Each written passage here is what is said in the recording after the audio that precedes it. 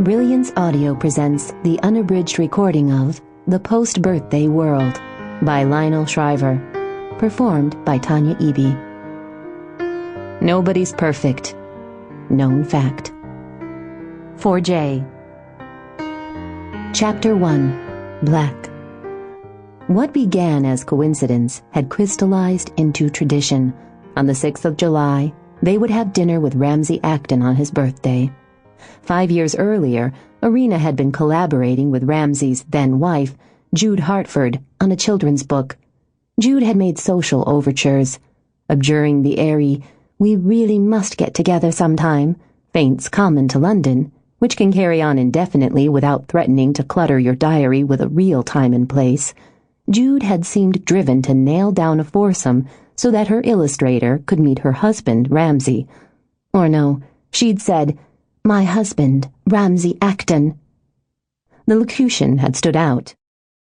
Irena assumed that Jude was prideful in that wearing feminist way about the fact that she'd not taken her husband's surname.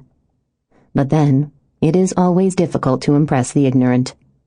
When negotiating with Lawrence over the prospective dinner back in 1992, Irena didn't know enough to mention, "Believe it or not, Jude's married to Ramsey Acton."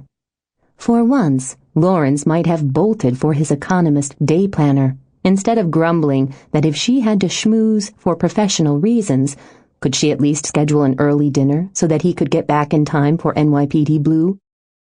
Not realizing that she had been bequeathed 2 magic words that would vanquish Lawrence's broad hostility to social engagements, Irena had said instead, "Jude wants me to meet her husband, Raymond or something."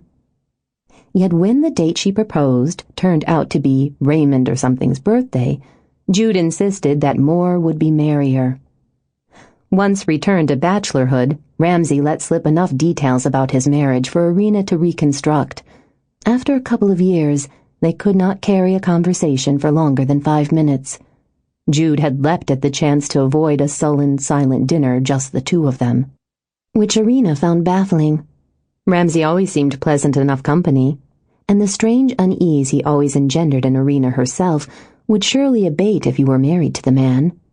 Maybe Jude had loved dragging Ramsey out to impress colleagues, but was not sufficiently impressed on her own behalf.